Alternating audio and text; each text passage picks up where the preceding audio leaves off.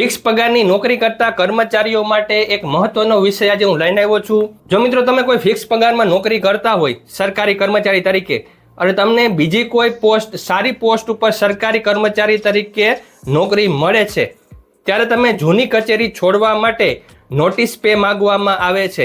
તો શું ખરેખર આપણે નોટિસ પે આપવાનો હોય છે કે તેના ઉપર કોઈ ઠરાવ થયેલો છે તે આપણે જોવાનો છે, તો વિડીયો પૂરો જોજો। તમારી સ્ક્રીન પર જે ઠરાવ દેખાય છે તે નાણાં વિભાગનો 28 ફેબ્રુઆરી 2018નો પરિપત્ર છે।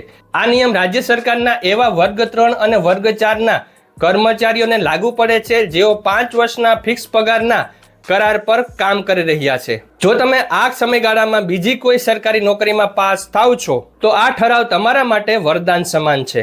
તો મિત્રો, શું તમને આનાથી નોટિસ પેમાં મુક્તિ મળશે?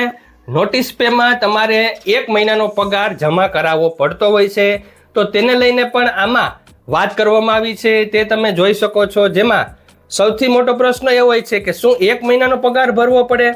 તો આ ઠરાવ સ્પષ્ટ કહે છે કે જો તમે કેન્દ્ર કે રાજ્ય સરકારની સમકક્ષ કે ઉપરની જગ્યા પર સીધી ભરતીથી પસંદગી પામો છો તો તમારે કોઈ પણ નોટિસ પે ભરવાનો રહેશે નહીં। એટલે કે તમારે ખિસ્સામાંથી 1 પણ રૂપિયો જૂની કચેરીમાં જમા કરાવવાનો નથી।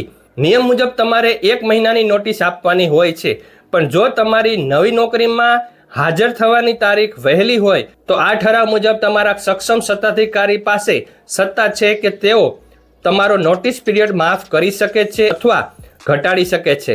તમારે માત્ર વિનંતી સાથેની અરજી આપવાની રહેશે।